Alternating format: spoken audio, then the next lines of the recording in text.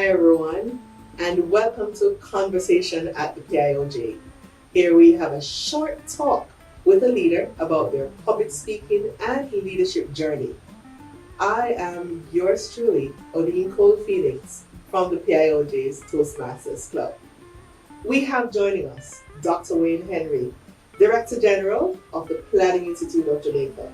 Dr. Henry, thank you so much for joining us on Conversation at the PIOJ.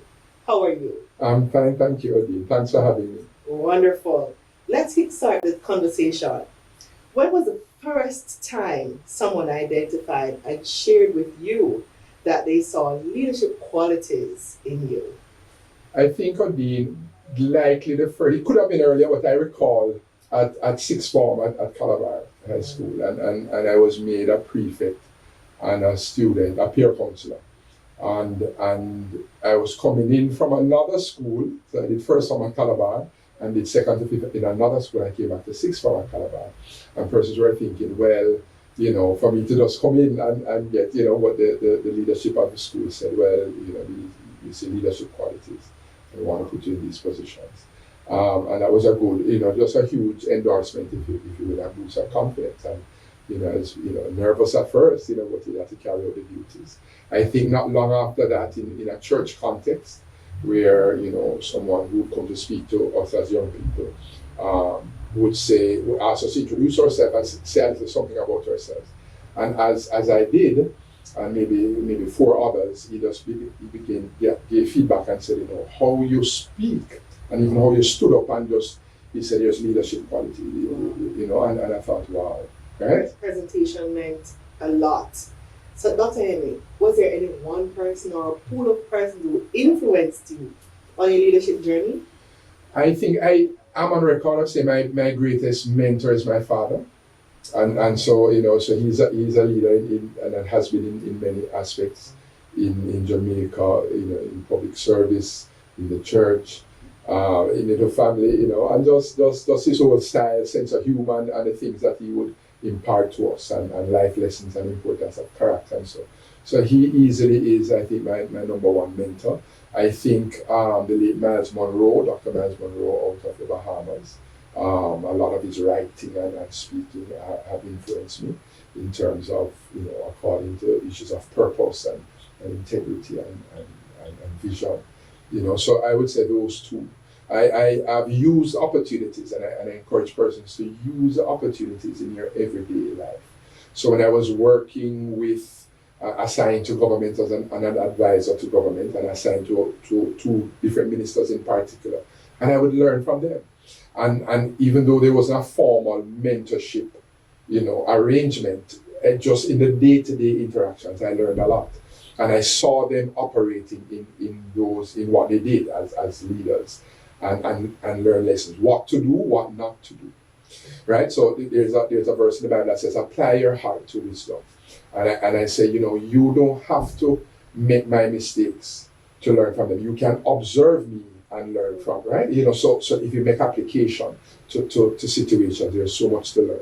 And that's why I see it, Odine, that you can, I was on the board of a private sector corporation, a very large corporation. That was my first experience when I came back to Jamaica as a young lecturer at UWI, and they invited me on the board. And I learned so much from board members who were older persons and known in society. And I just knew the names and never had an opportunity to interact. And here I was at a board and saw how they operated and the types of integrity that you saw when they had to declare conflict of interest, and you saw the types of deliberations and the inputs they made and how they listened to each other, and people had strong views but allowed other person to speak. And I thought I was very fortunate to be in that situation. And again, I applied myself to learn, just understanding those situations and seeing the CEO and how he operated. And then for me, sometimes these were persons with great means, wealth. And what did that mean? Because I didn't come from that background, and I interacted with them. And I realized the value of you don't have to say much when in the presence of certain persons, because their time, and then they began to value and invite me to come with them more. Because they realized a lot you want to say, what you don't have to say. So you learn along the way. Yeah? So even though there are no formal mentorship arrangements, although different persons come to me and say, can you be a mentor? And I say, my time is difficult. I just think of an investment of time. But I say, even as we interact, we're happy to interact, with WhatsApp, and we can exchange ideas and so. So if there's no formal arrangement, at least hopefully there's enough interaction and engagement to allow for learning. Yes. And I'm hoping that persons are getting from the conversation too that it doesn't mean you need to have one mentor. You can have Correct. a mentor for so many different things. Correct. But it helps in your development. Thank you for that, Dr. Henry. My next question is, has public speaking factored into the various leadership roles in your life?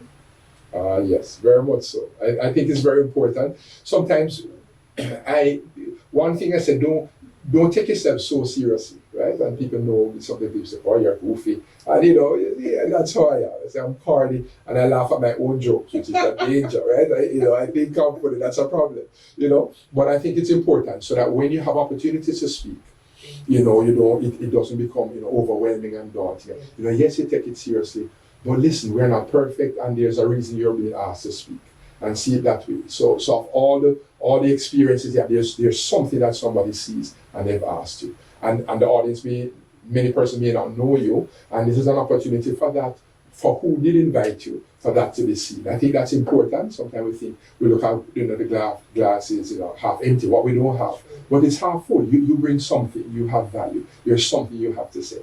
I remember saying to my niece when she was in first year UTech, and I don't know what I spoke at, and she saw. I think it could have been a graduation at her former school, her alumni, or her high school, that it was St. Andrew High.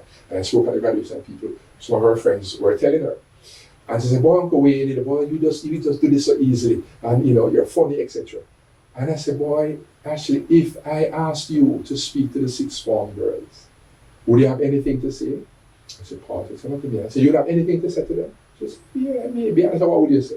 Well, the importance of college and the mindset, and you have to be serious and have an idea of where you go. I said, you hear yourself? I said, right away you have something to say. And so I think that's important. Sometimes we devalue and diminish ourselves. And in part, people are thinking of me negative. No. I think tips out when you're going to speak publicly, you want to believe that people want to hear what you have to say. That's important. I think that somebody, and I've learned to measure at the margin. Don't get caught up in numbers. You have a room full of thousands. If one person needs to hear what you have to say, think about that. At least one person needs to hear what I have to say. And I think that's very important. I think that's, when I first came back to Jamaica, I got an invitation to speak at a graduation. It was Don Robin Primary, the graduation, and I remember it well. And I got this invitation to speak, and it was, I think it was on a Sunday afternoon. And the week coming up, I was preparing. And in the newscast was an item that a young man in I think Manchester also had killed himself. And it impacted me. And it's as if the Lord said to me, when you go to speak to these young people, speak to them as if it's the only opportunity you get to impart to young people.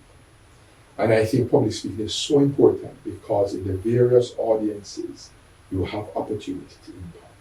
You may have your own views that you think may be important for somebody to hear, your own beliefs and something that people may have in common but needs to be reiterated, something that needs to be reinforced. Our young people, you have value. And I like to speak to young people, right? I like to speak to people. I like to chat a lot, right? But I think something about connecting with young people, about, what is ahead and that they have value and there's purpose. And to take time to uncover purpose in your life, that they are gifted in some things. And sometimes we compare ourselves to person and sort of, overlook or diminish what we carry. And I believe all of us carry value. We have gifting. Some people, we're good in different things. And so those to encourage people to take time to uncover that. And I think that's important. So public speaking, I think, is very important. I said the preparation is important, to diminish anxiety. Prepare. There's going to be some adrenaline, right? You're going to have some, and adrenaline to an extent is good to a certain level because it allows you to perform at peak. But beyond a certain point, as it becomes destructive according to the theory on anxiety. But preparation helps with that. So you prepare. People say, well, and I speak in churches, and people say, but you don't use the Bible. How you know? The truth is I prepared. And people don't see. They think I'm just talking freelance, but the truth is I spend time to prepare. And think about my audience. Different topics you get. Look carefully at the topic you're given. It's not good to get one topic and you speak on another without permission, right? It's not good. People have something in mind when they ask you about a topic. I think that's important. So to pay attention to what you're asked to speak on and to try to gauge your audience. When I'm speaking at a primary school or prep school graduation, it's different from speaking at a college graduation. Different from, but these are all leaders.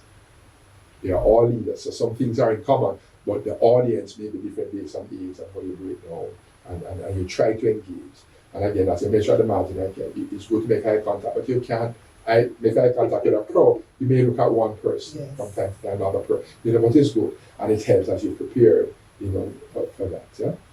Thank you, Dr. Henry. Before we go, you segue right into the final question, but I'll just ask you to just share with the audience 1 or 2 tips that helps you to be this great public speaker you are and the excellent leader you are. Just 1 or 2 tips to our audience. Well, first of all, thank you for that, those kind words.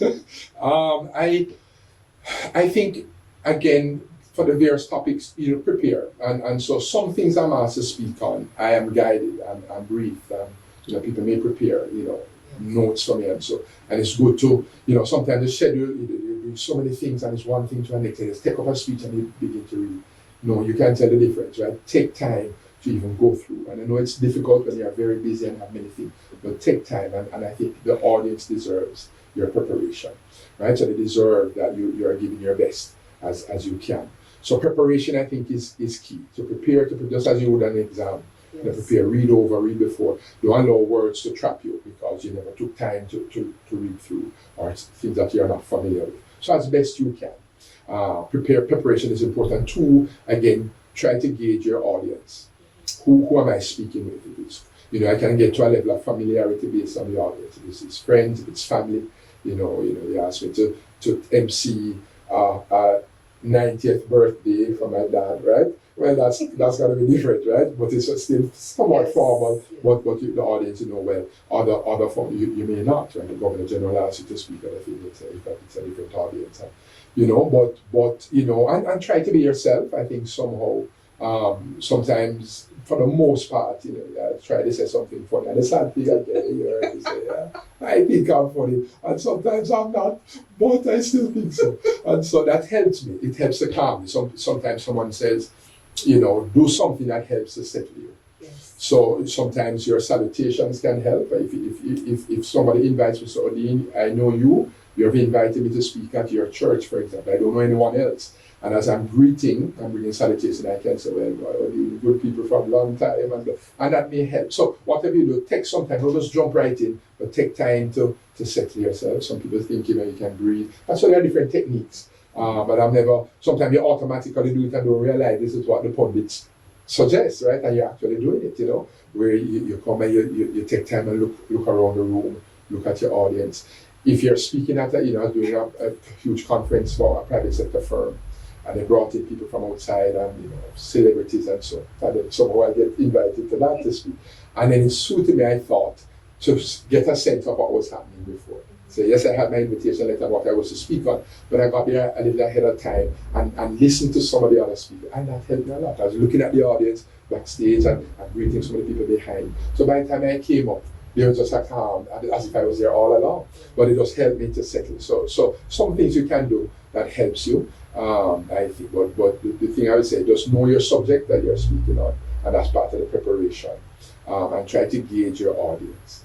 You don't want to speak over their heads. There's nothing wrong in breaking down the things very simply, even to people who are expert and professional and so.